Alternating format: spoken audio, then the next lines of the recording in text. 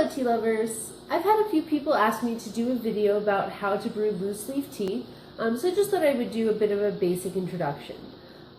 So first I want to say there's nothing wrong with drinking tea bags. The best tea is the tea that you enjoy, and it doesn't really matter what shape or form that comes in.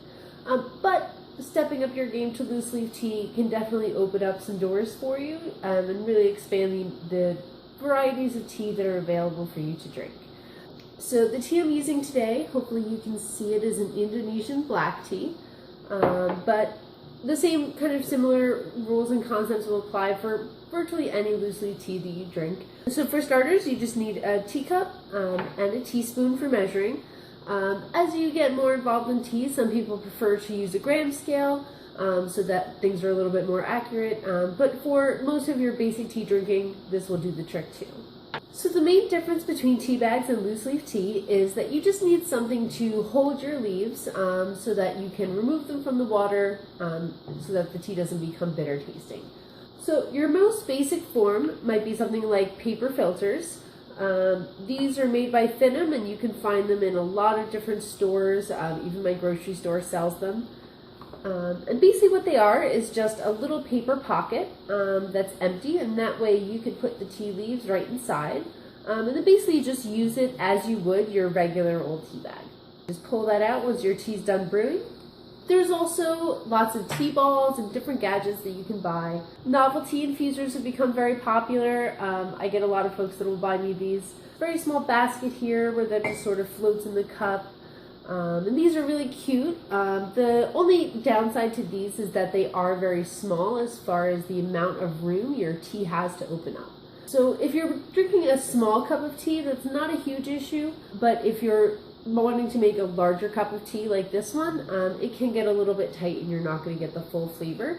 I find they generally also have larger holes so that smaller tea leaf pieces like rooibos or a CTC style black tea might slip through those holes.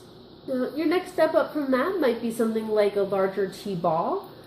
These are also really great if you have a larger teapot. Basically they just would serve the same function, but give your tea a little bit more room to open up.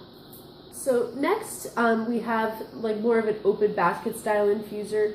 You can find these in a few different styles, colors. Personally, I like stainless steel because it's a little bit more low maintenance and will last longer. Basically, you just put that in your cup. Loose leaf tea, your general rule is 1 to 1.5 teaspoons of tea for every 8 ounces of water. So since this is a 16-ounce cup, I'm going to use at least 2 spoons. I like my tea a little bit stronger, so I'm going to use 3 spoons. But the amount that you use is definitely up to you as far as your personal preferences for taste. And so all you're going to do is pour your water right in there, time your tea. Once it's done, pick that right out and it'll strain the leaves for you. A lot of teas can be brewed more than once, so these baskets are great because it keeps those tea leaves nice and safe for your next cup. Gravity steepers are a great option because they give your leaves a lot of room to open up. They also make it super easy to brew iced tea as well. Basically you just need to fill up your cup with ice first. So you just put your tea leaves inside and add your hot water. This tea brews for 3 minutes, but every tea is a little bit different. So there are a few things to keep in mind when you're brewing loose leaf tea. First, most tea bags don't come with very detailed directions, but loose leaf tea usually does. You want to make sure that you're using enough tea leaves. One of your major considerations is temperature. So every tea is a little bit different, but there are a lot of teas that need to be brewed closer to boiling or teas that need to be brewed with much cooler water. I have a Breville One Touch, which is an electric kettle that allows you to select exactly the temperature you want your water to be. I find that really handy so that I can make sure I don't wind up with a bitter cup of tea. You can also use a regular kitchen thermometer that you might have. Either way, you just want to make sure that the water is the correct temperature.